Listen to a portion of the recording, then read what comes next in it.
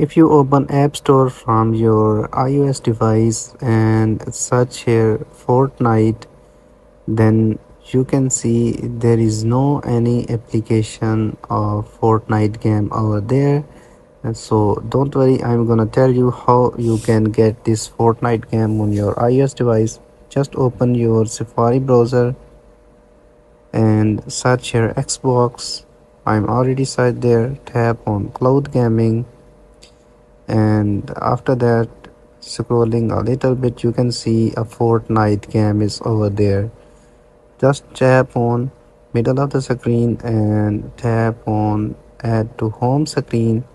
You can change the name here Fortnite, then tap add, and you can see the icon is created there. Simply tap on cloud gaming and tap on Fortnite.